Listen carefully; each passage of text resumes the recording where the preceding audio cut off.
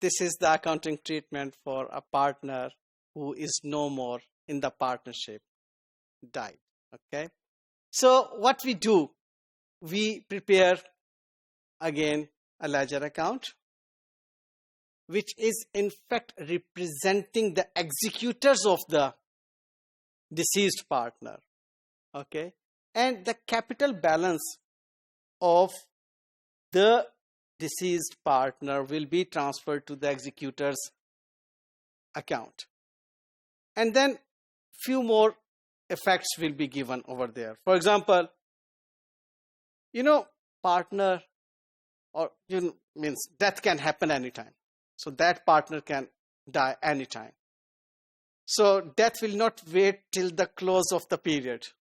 Okay, let the accounting year close and then the angel will come and the person will die. No. So the thing is that till the date of death, whatsoever the months are, we'll calculate profit for that period. Okay.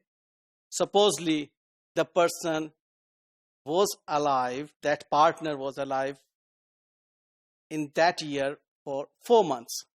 So we'll work out profit for those 4 months first. And in those 4 months profit, we will calculate the profit which belongs to the deceased partner. Obviously, it's a logic, okay?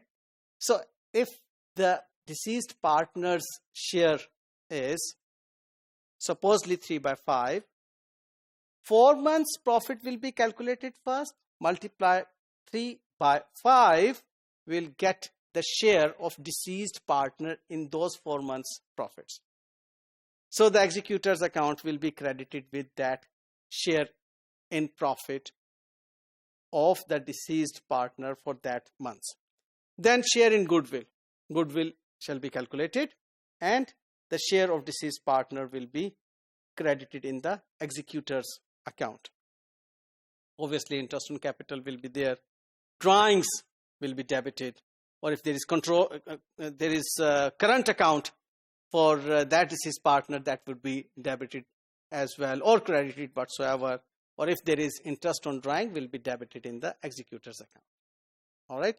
And if there is any other item that belongs to, in fact, the deceased partner appearing in the balance sheet in terms of like reserves, okay, that belongs to the owners, will be given to that deceased partner's executors by giving credit. So the important thing over here is that we will look into the balance sheet. In the balance sheet, capital account is there, current account is there, which we know that belongs to the owners. And if there is undistributed profit appearing in the balance sheet with any name, reserves account supposedly, so that will be transferred to the deceased partner's executor's account first. Okay? Because this is the right of that deceased partner.